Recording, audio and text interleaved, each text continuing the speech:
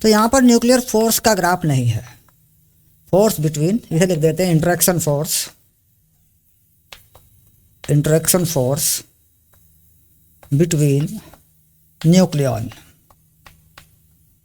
मैं बताऊंगा इसकी सच्चाई कि ये फोर्स होता क्यों है, क्योंकि ये बात गायब कर दी गई कि ये फोर्स होता क्यों है। यानी ये फोर्स किसके बीच में होगा, कोई भी जो न्यूक्लियन होंगे, चाहे वो न्यूट्रॉन हो चाहे वो प्रोटॉन हो, उनके बीच में होगा। ये बहुत strongest force in nature, this force is strongest in nature. हम जानते हैं कि न्यूक्लियस को तोड़ना आसान नहीं है, रेडियो एक्टिविटी से वो अपने आप ही टूटता है, ये बात अलग है। वाई, तो हम कहते हैं न्यूट्रॉन और प्रोटॉन का जो इंटर्न कन्वर्जन है उसमें पार्टिकल पार्टिसिपेट करता है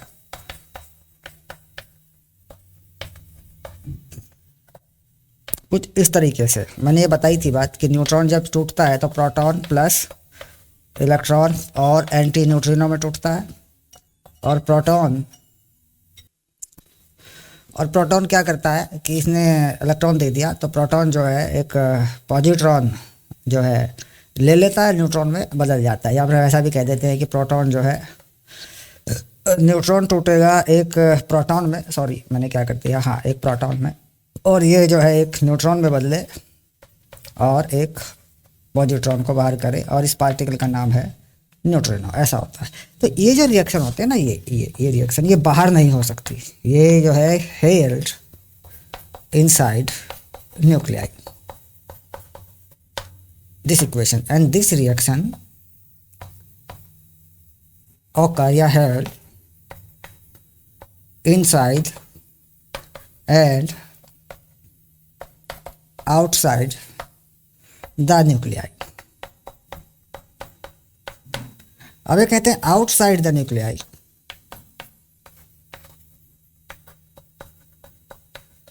neutron does not exist freely, it convert into proton and electron। यानी अगर न्यूट्रॉन को न्यूक्लियस से बाहर निकाल दिया जाए तो वो एक आज़ाद पार्टिकल नहीं रह सकता, वो तुरंत ही एक इलेक्ट्रॉन और प्रोटॉन में टूट जाएगा। अगर हम चाहते हैं इसका इस्तेमाल करना तो हमें न्यूट्रॉन का बम्बार्डमेंट बहुत तेज़ी से करना होगा, इससे पहले कि वो न्यूक्लियर रिएक्टर के अंदर प्रोटॉन में बदल जाए। Okay, when two small nuclei combine, the energy released, the reaction is called fusion। जैसे हम यह कह दें 1H1 3H1, इससे बना दें 4H2 प्लस कुछ अमाउंट Q। तो Q वैल्यू जो होती है, यानी अगर दो छोटे मिलेंगे तो भी एनर्जी बाहर हो जाएगी, और अगर एक बड़ा टूटेगा तो भी एनर्जी बाहर हो जाएगी। क्लियर? ये कंडीशन वही आ जाती है जहाँ हम बाइंडिंग फोर्स की बात करते हैं। अब हम न्यूक्लियर फोर्स के पास आते हैं, तो ग्राफ जो हमारे पास होता है वो न्यूक्लियर बाइंडिंग एनर्जी या न्यूक्लियर एनर्जी का होता है। वो कुछ ऐसा होता है, पोटेंशियल एनर्जी की बात होती है यहाँ पे। तो ये आ जाती है पोटेंशियल एनर्जी या एनर्जी, या इसे कह देते हैं न्यूक्लियर एनर्जी। तो ये कुछ इस तरह का ग्राफ होता है। यहाँ हम कहते हैं कि इक्विलिब्रियम है, ये डिस्टेंस r0 है, ये r है, और जो r है वो है separation of nucleon. Clear? And the distance r0 is called equilibrium distance,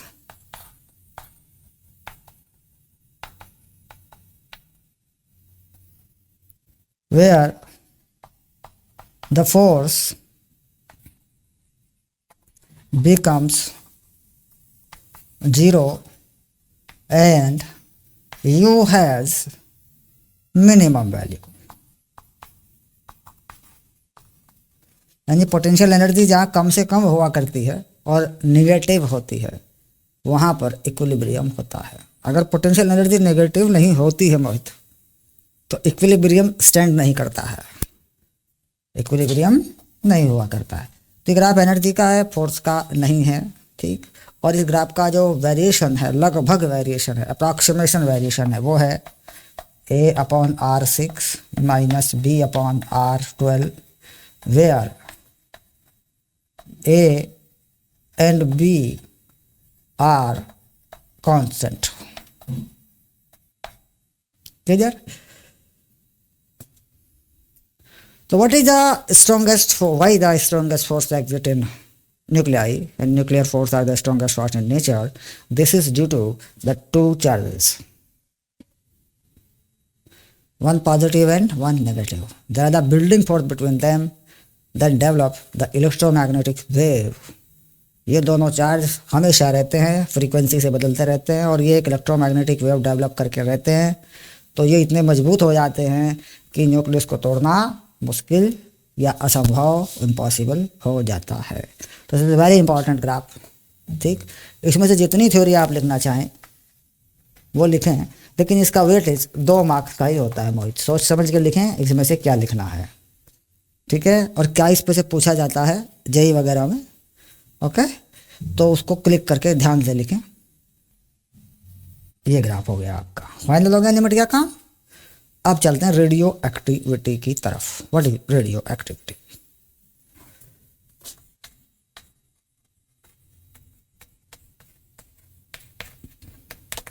radio activity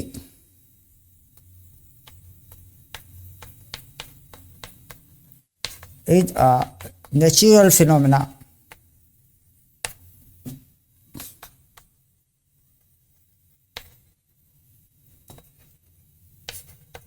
happening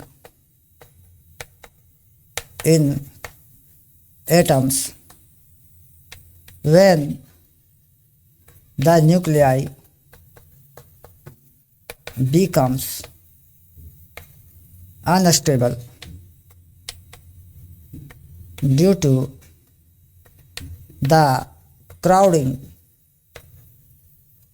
of nucleon। When neutron proton ratio exceed 1.3, this occurs। So beyond the atomic number 82 pb lead, the radioactivity start। कहाँ पर शुरू हो जाती है? जब n और p का ratio 1.3 से ज़्यादा होने लगता है तब ये शुरू हो जाती है। एटॉमिक नंबर 82 के बाद ये शुरू हो जाती है। तो यहाँ पर the metal emit radioactive decay in the form of radiation and the particles called alpha,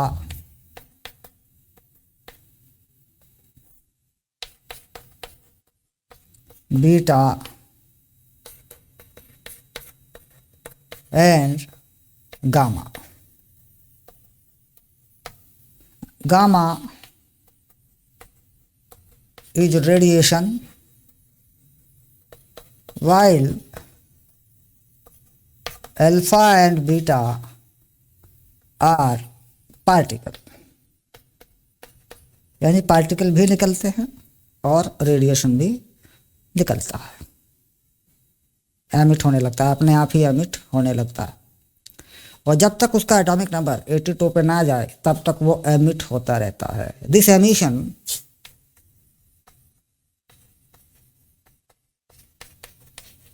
continue whenever the nuclei get stable at PB यानी लेड 82, तब तक ये चलता रहता है। बात क्लियर हुई मोहित? What is the fantastic story about nucleus and nuclear force? मज़ेदार कहानी है ये पूरी की पूरी। लेकिन जो कहता है भाई 2 लाइनों में ख़त्म कर दो इसको, तो ठीक है भाई। वो न्यूक्लियस में से अल्फा बीटा गामा निकलते हैं जी। और न्यूक्लियस क्या होता है, 82 नंबर के बाद, एटॉमिक नंबर 82 के बाद एक्साइट होना शुरू हो जाता है। ये तो उसकी प्रवृत्ति है, ये तो उसकी टेंडेंसी है भाई। टेंडेंसी उसकी क्यों है भाई पता नहीं है लेकिन एक्चुअल क्या है कि रेडिएशन का इंटर कन्वर्जन बढ़ जाता है।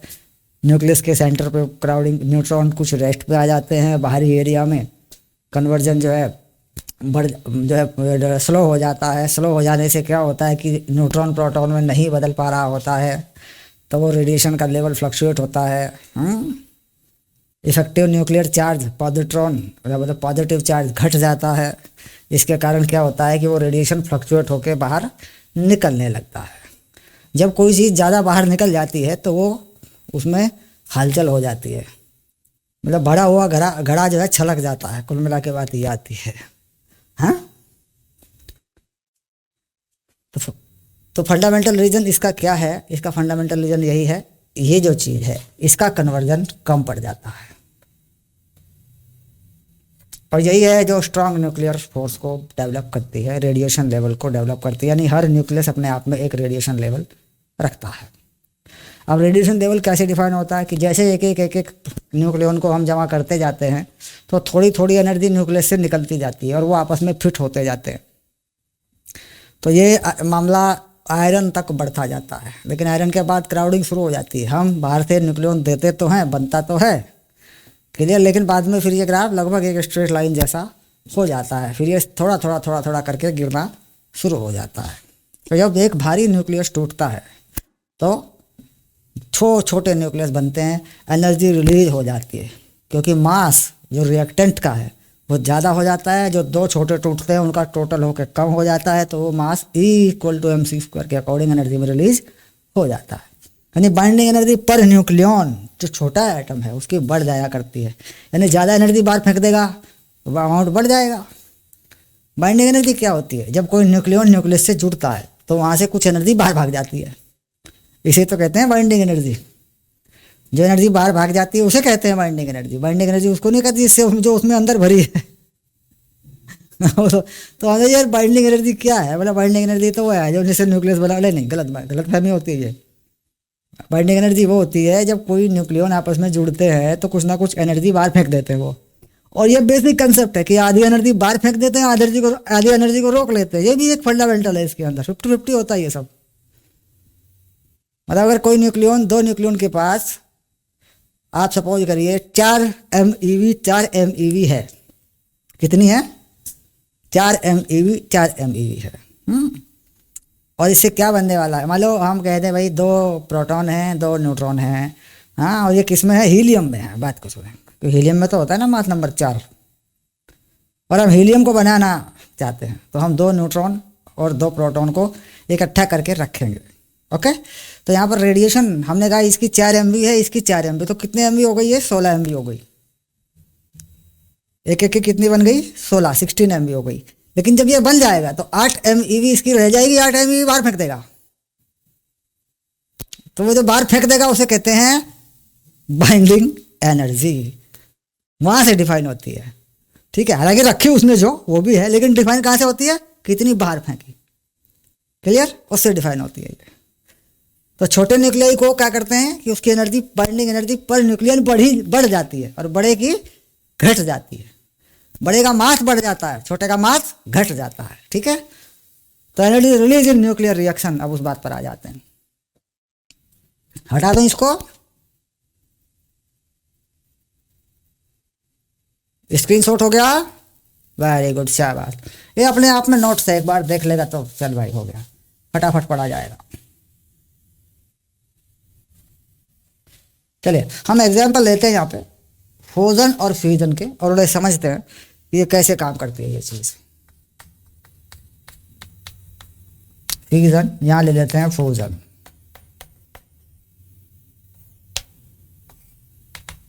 तो फ्यूजन में हम यूरेनियम को ही ले लेते हैं, और ये हमें देखना पड़ेगा कि यूरेनियम का डाटा क्या है, क्योंकि ये कुछ याद नहीं रहता। हाँ 23892 तो याद रह जाता है, एग्जाम्पल लिखने को आता नहीं है, आ भी जाए तो ठीक है लिख देते हैं, और तो बोर्ड का मैटर होता है।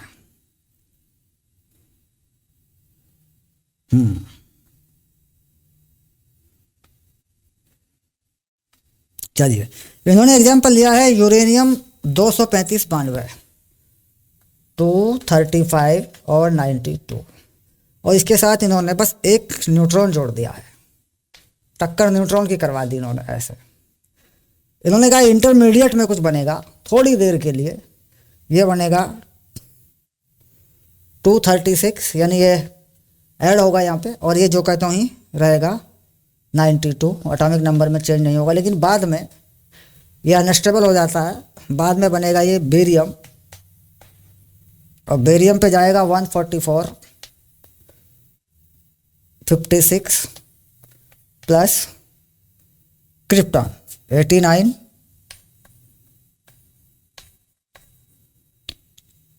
और 36, और ये कहता है जी इसमें से 3 न्यूट्रॉन और निकल जाएंगे ऐसे, और एक इसमें से एनर्जी मिलेगी जिसे हम कहते हैं क्यू वैल्यू।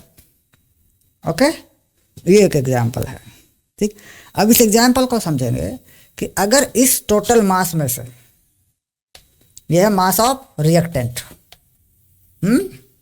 और इन सब का मास घटा दो, मास ऑफ प्रोडक्ट, और इस मास को 931.4 से मल्टीप्लाई कर दूं तो ये क्यू वैल्यू आती है MeV में। एक तरीका ये होता है, एक तरीका ये होता है कि अगर बाइंडिंग एनर्जी पर न्यूक्लियन दे रखी हो, इसकी दे रखी हो, मान लीजिए इसकी दे रखी हो, ठीक है, इसकी और इसकी गिवन हो, समझ रहे हैं, तो उसको इस मास नंबर से मल्टीप्लाई करके इस वाले को माइनस कर देते हैं, क्योंकि ये हायर लेवल पे होता है। तो जब बाइंडिंग एनर्जी होगी तो प्रोडक्ट में से रिएक्टेंट माइनस होगा, और अगर मास के रास्ते निकली जाएगी तो रिएक्टेंट में से प्रोडक्ट माइनस होगा। क्लियर? क्योंकि ये छोटे वाले कहाँ होते हैं, आपने ग्राफ देखा होगा, ये हायर लेवल पे होते हैं, इनके पास बाइंडिंग एनर्जी पर न्यूक्लियन ज़्यादा होती है, ज़्यादा एनर्जी फेंक देते हैं ये। तो मास किसका कम है, प्रोडक्ट का, और बाइंडिंग एनर्जी पर न्यूक्लियन किसकी ज़्यादा है, प्रोडक्ट की। तो इसका मतलब उन्होंने फेंक दी अब वो कोई काम है आधी से बने आधी बार फेंकी, तो इसीलिए ये एनर्जी रिलीज होती है। सेम फिनोमेना फ्यूजन में होता है।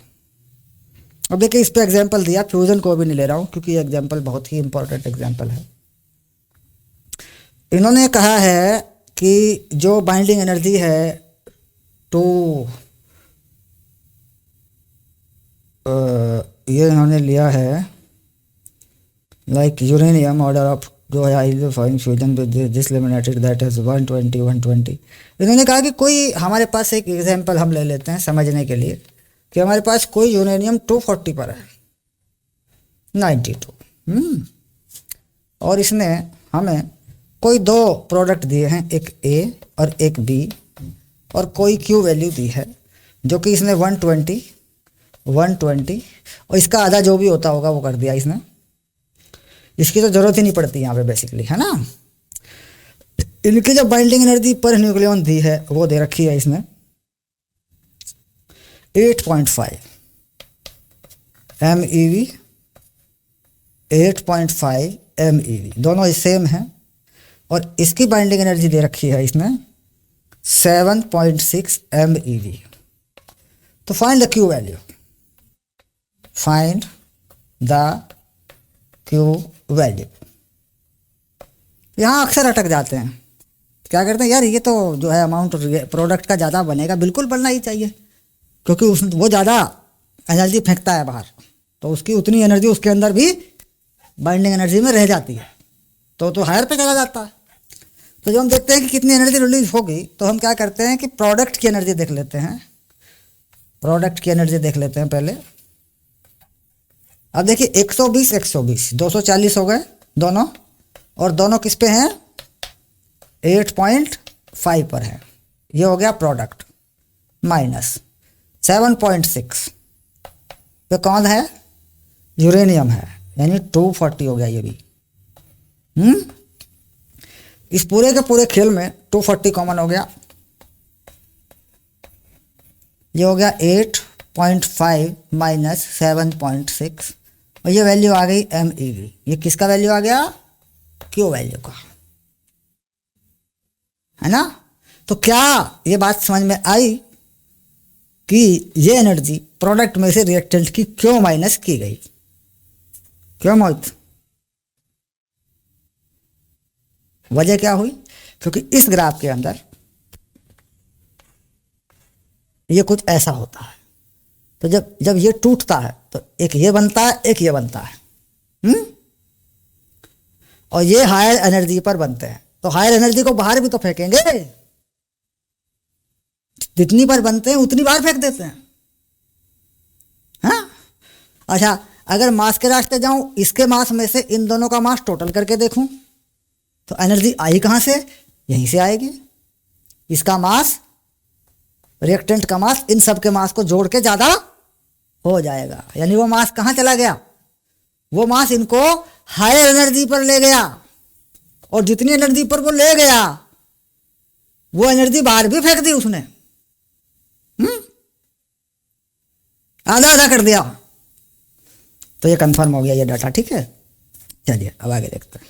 अब एक एग्जांपल छोटा सा, फ्यूजन में भी सेम है, वो भी कर लेते हैं।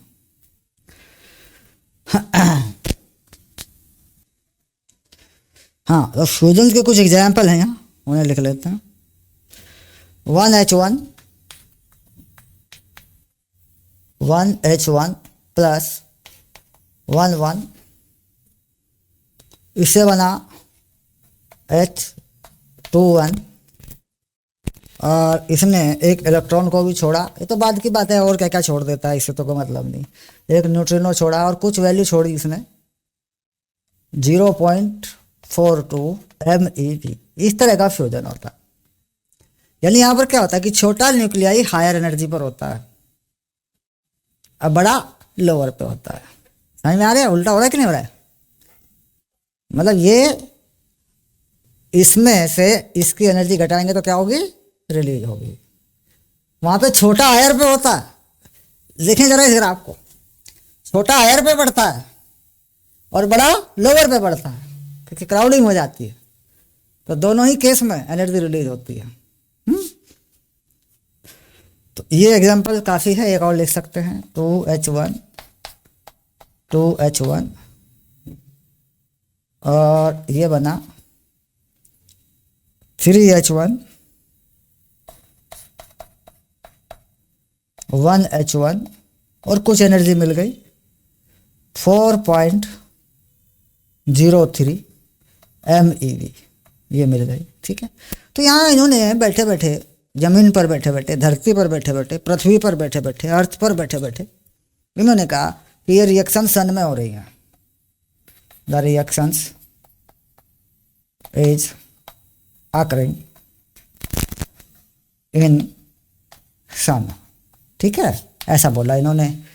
वहां जाकर देख के आते तो बात अलग थी। चलिए इसमें कुछ क्वेश्चन हैं।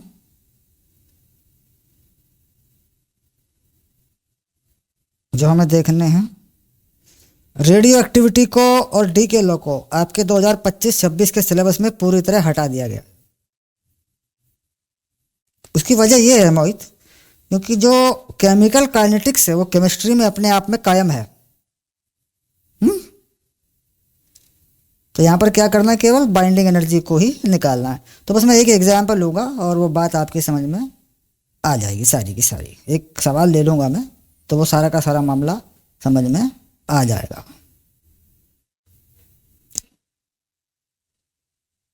तो यहाँ पे क्वेश्चन नंबर 102 का एनर्जी निकाल चुके हम, किसी की भी एनर्जी निकाल चुके, मास डिफेक्ट से हम निकाल चुके।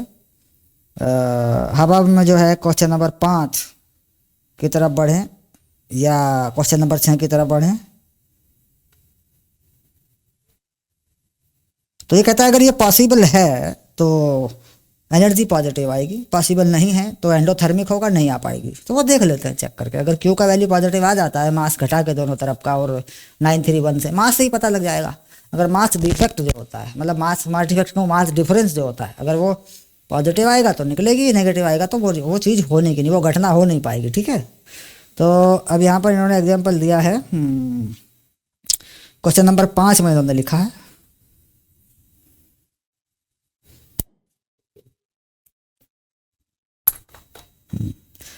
इन्होंने कहा कि हमारे पास रिएक्शन होती है, पहली रिएक्शन लिख रहे हैं ये।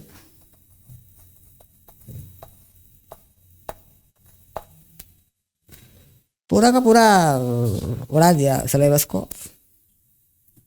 पेपर डिफिकल्ट हो जाता है ना इस चीज़ से। अगर सिलेबस हट जाता है तो पेपर मुश्किल हो जाता है, क्योंकि छोटी चीज़ों पे क्वेश्चन मुश्किल बनने लगते हैं। 2H1 2H1 ये कहा है साहब, ये बताइए कि इसमें कितनी एनर्जी रिलीज होगी या क्या होगा। ठीक है। तो इसका मास और इनका मास जोड़ देंगे पहले, तो मास ऑफ रिएक्टेंट निकाल लिया करते हैं।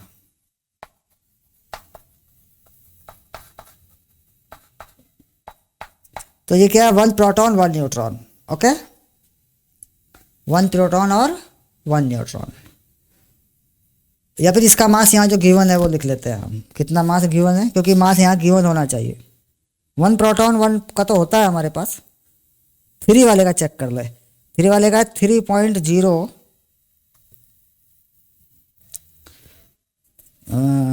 इस वाले का लिखना पड़ता है पहले। इसका लिख लेते हैं 3H1, ये है 3.01 6049 ये है। और 1H1 प्रोटॉन होता है या न्यूट्रॉन जो होता है उसका हमारे पास होता ही है, तो वो पहले ही टेबल में दिया होगा कहीं। ये रहा MH। हाँ, हाइड्रोजन में क्या है, एक न्यूट्रॉन को हम ले लेते हैं 1.008665 है ना, ये ले लेते हैं। 1H1 दिया है ना, तो 1H1 देने का मतलब तो प्रोटॉन ही लगेगा, न्यूट्रॉन नहीं लगेगा ना। हाँ, तो 1.00785 ये मास तेरा रिएक्टेंट का आ जाएगा, एंड सिमिलरली प्रोडक्ट का आ जाएगा। ये भी टेबल पे गिवन है। तो इसमें से इसे घटा देना। और घटाने के बाद अगर ये वैल्यू नेगेटिव आई, जोड़ के देखें, 9 और 4, 9 और 5 14, 4 और 2 6 और 1 7 7, और ये 8, ये 13, ये 2, ये 0, ये 4, ये आ गया। अब इसका देखें डबल करके कितना है, 2H1। 2H1 का दिया है 2.01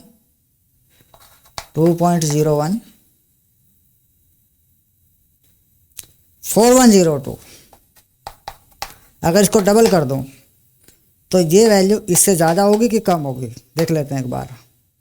तो ये हो गया 40282004। तो कौन सी वैल्यू ज़्यादा है मोहित, ये वाली एक या ये वाली? तीसरे डिजिट पे ये वैल्यू ज़्यादा हो रही है, देख। तो इसका मतलब ये रिएक्शन नहीं हो पाएगा। ये तब होता जब ये ज़्यादा होता, क्योंकि इसमें से इसे माइनस करता मैं, फिर 931.4 से मल्टीप्लाई करता तो कुछ एनर्जी निकलती। ठीक है। तो मास डिफेक्ट कैसा आ गया, मास डिफरेंस कैसा आ गया, नेगेटिव आ गया। तो क्यू का वैल्यू कैसा आ गया, नेगेटिव आ गया। रिएक्शन कैसी हो गई, एंडोथर्मिक। तो ये नहीं होने वाली है, नीचे वाली हो जाएगी, चेक कर लेना अपने आप। ये चेक मत करना कौन सा क्वेश्चन आ रहा है तो तेरा कुछ और मैटर है, do not belong to the board matter, पर हो जाएगा वो, कोई खास बात नहीं। ठीक है। तो ये चैप्टर फिनिश हुआ।